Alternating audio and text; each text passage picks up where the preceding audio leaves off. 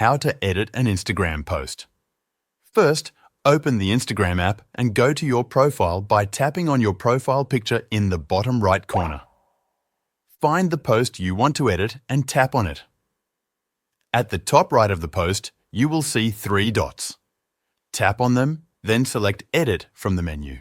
Now you can make several changes to your post. You can edit the caption by tapping on it and typing a new one.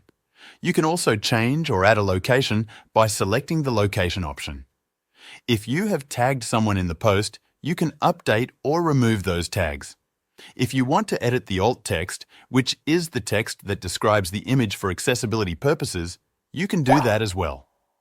Once you have made all the changes, tap Done in the top right corner.